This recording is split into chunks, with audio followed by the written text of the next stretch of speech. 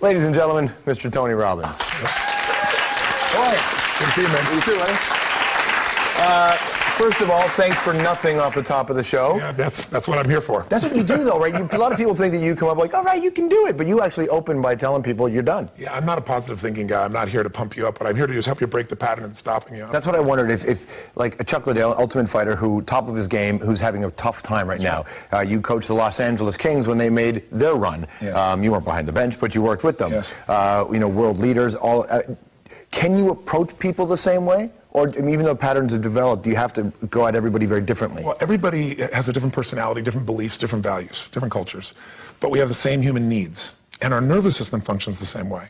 So, for example, when you're turning around an athlete, we've all seen an athlete walk out and you think he's going to miss the shot. You know it. You can see it in his body. He's missing that certainty, that complete edge. And that's a state. So I don't know if you're on the show, it's ever happened to you, but it happens to most people. You say something, and after you say it, you think, how did I say that? I can't believe I said that. It was so stupid. Every day of my life, bro. Yeah, right. Every day is like that. But you have other times, I know you do, I've seen it, where you're like in the flow and you know it, where you say something, it comes through you, and afterwards you're just like, that was me. I don't know how I did that, but I'm impressed with myself. That state of mind can be triggered.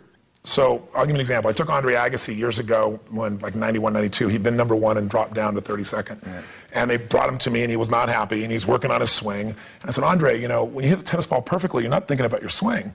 There's a state. So I show him films of when he won at Wimbledon, when he had this thing called hair, and he walks in a certain way and he owns it and he looks at the other side and he's got this look in his eye.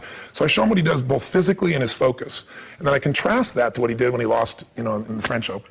And he's destroyed there, different body. And you find those triggers, and once you know those triggers, you can change the state. So for example, somebody's depressed, you know what their body's like. Where's their shoulders? Where's their head? Down. Talking loud or quiet?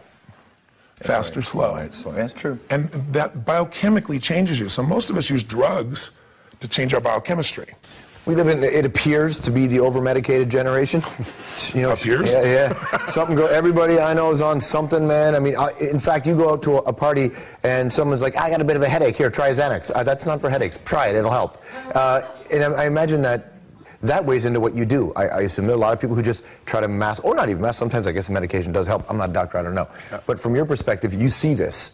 Well, I'm sure the places where it's a necessity, but there's no question we over-medicate. If you look at the statistics on what we've done to our kids in the last 10 years, whether it be Ritalin, you can go to any drug and you can see that it's exploded, and it's been marketing. And it's also, I think, us not taking responsibility. We're all so busy. People have got so many emails and so many voicemails and saying they're just trying to get through the day. We don't talk to anybody anymore. It's like, I don't want to talk to them, we just communicate to them. Yeah. It's kind of a bizarre thing. Let me text to them, let me just leave a message on their Facebook or whatever. So I do that all the time. And I'm not saying it's wrong, but I'm just saying the biggest thing that's missing for meaning is depth. Yeah. Most of us have so much breadth, but not as much depth. And that's when life starts to feel alive. And without that depth, you learn for something to try and get out of the fact that you don't feel that meaning in your life. And that might be food or it might be drugs. How many people do you know that take antidepressants and they're still depressed? Yeah. I get people who come to my Date with Destiny seminar. I had a gentleman get up who was maxed on all forms. He had Prozac, Zoloft, everything. And at the very end, he's totally depressed. I found out that he's a psychiatrist who supervises other psychiatrists in the area of depression. So that's why he gets all those prescriptions. Well, but by the end, we got to the cause. The cause is when your life doesn't match your expectations, you're going to be in pain. Like if anybody looks at an area of your life that you're happy in would be what? What's an area you're pleased in? I like my job. Yeah, I would think that was pretty obvious, right? So right now, why do you like your job? Because it doesn't feel like I work. Yeah. And so your life conditions right now, condition of your life, matches your core expectation of what it should be like. Yeah. That wouldn't be work. It'd be fun. It'd be amazing. I'd have an impact. Yeah. Tell me now you're not thrilled with, if there is one. I have no focus. Really? Yeah, I can't focus on anything but this job. Oh, okay. The rest of my life's a disaster, man. Tell me now you're not pleased with specifically the rest of your life. I can't sleep. Can't sleep? Yeah. Oh, interesting. Why? I don't know. It's been like 20 years. Interesting. Interesting. Well, if you can fix this, I'm willing to do it on air. I'm willing to do it on air. Well, since I sleep very often 3 or 4 hours a night, I'm not a good guy to do the training for you. Fair enough. But part of that process, if we took an area of life, let's say whatever area, your relationships, your life, anybody tells me an area, my relationships are not where I want them to be. Yeah. The reason they're unhappy is their life conditions don't match how they think it should be. So I'll give you an example. A woman is very depressed. She's got all these medications. I start talking with her. I dig under to find out what is her mindset. What's her blueprint? What's the real problem? Find out that she's 61 years old. She always believed she had to have 3 children. They're going to be perfect, and she'll happily live ever after. She's been married twice. She's never had children. She's 61 years old. So no matter what happens in her life, that core expectation can't be met. So barring a medical miracle of changing her physiology, she has to change that blueprint. She has to change that set of beliefs, that set of rules, or she'll never be fulfilled. So what I look for is, where is it your blueprint strong? Because everybody's got a strong area. Where is it weak? And then how do we shore it up? How do we either change the conditions of your life, change your body, change your relationship, or how do we change your blueprint to something that has to do with reality so you can enjoy your life again? Did you reach bottom?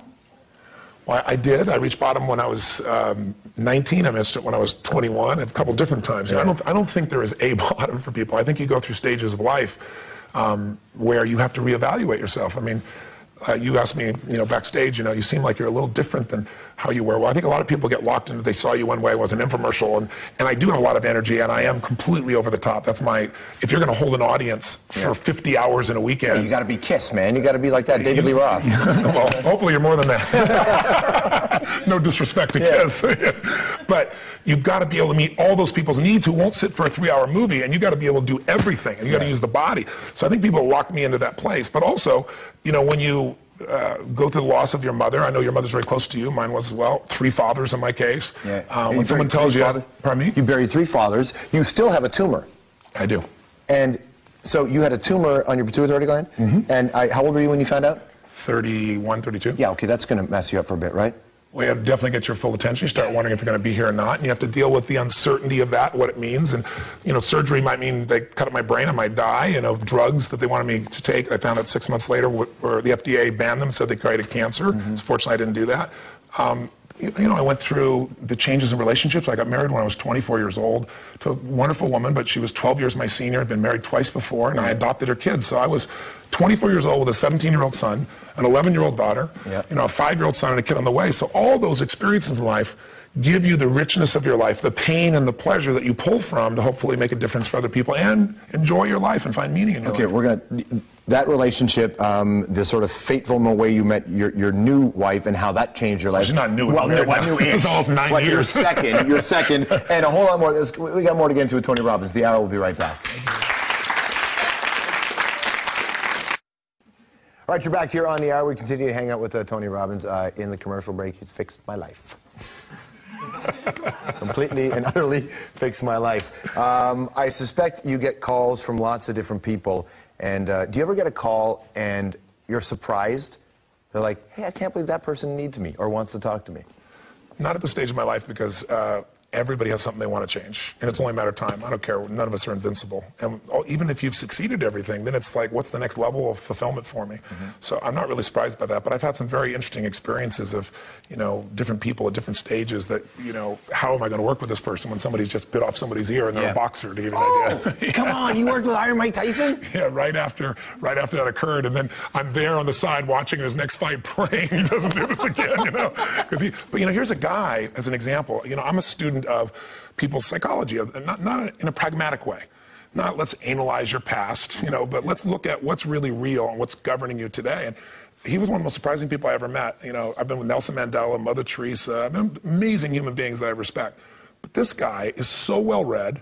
He has such a good heart, but his entire life he got loved by fighting, and when people took advantage of him, he just snapped. So he'd be in the middle of a conversation telling me about being in prison where he brought the whites and the blacks together and stopped all the pieces that were going on there, and then he'd say a few minutes later, but sometimes I think we ought to just push the button and kill them all. He'd snap in the middle of something. Well, his childhood is so tragic. When you read the Mike Tyson, I know. Have you ever been called into a scenario where you're like, I can't help you?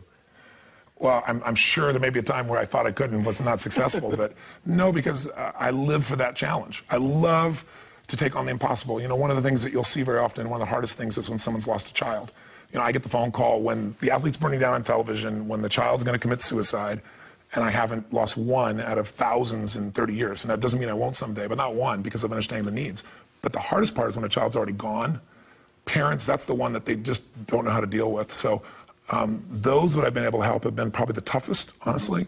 My message to people is, look, it's not easy, but nothing in life is permanent. No problem is permanent. Your soul's permanent. Nothing is so pervasive that you can't recover from it if you change your psychology and if you're willing to do something and get outside of yourself. And so that thought process kind of guides me if I'm working with somebody. I don't think I ever come to a point of I'm going to surrender or not take it on. Has President Bush called you and said, help me with Iraq? What do I do here? No, he's not. He's not. Could you help him? I'm not a fan of President Bush, like most humans, I think, at this stage. But I wonder how much, and I ask you that, in that, do you need to be liked? Do you want to be liked? I think I want to be loved. I think everybody wants to be loved at some level. But I think up until I met my wife, almost 9 years ago, my buddy Pearl, my sage, she changed my life because she loved me. For me, it wasn't what I did.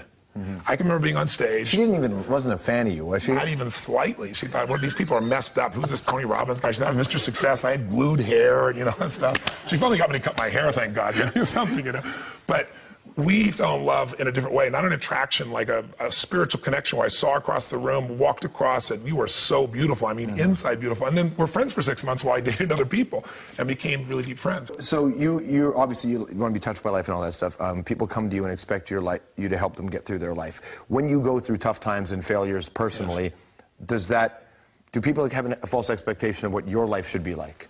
I think we're in a society today where we love to build somebody up and tear them down. I don't know if you've been through that stage yet, but I'm sure you will be. It's just part of our society today. So, but also that makes you look at your life differently. I started to tell you, probably a moment in my life, you want to talk about a failure. I can remember being on stage in the Continental Center in New York City, and I had 18,000 people, which in those days would be a dream to have that many people. And, I want to make it like a rock concert. You won't sit for a 3-hour movie. I'm going to hold you for 12 hours. I got to deliver. You can vote with your feet in any moment. So it's been a killer day, and people are out of their minds, and people are so generous. They come up and hug you and love you. And that same day my company went public, I made $400 million, on paper that day. Yeah. So it should have been like the greatest victory, and emotionally, physically, financially, contribution. And I went home and I was depressed. And the reason I was depressed is, on stage, that was me. But when home, I was always mitigating because I was too loud, I was too this, I was too that. Mm-hmm. And I had to make that decision to say, you failed miserably in this area. Someone else may be happy, but if you're not happy, what is this all for? Here's my last question. Tom Cruise, Magnolia. Did he call you? No, he didn't call me. When you saw that, what did you think?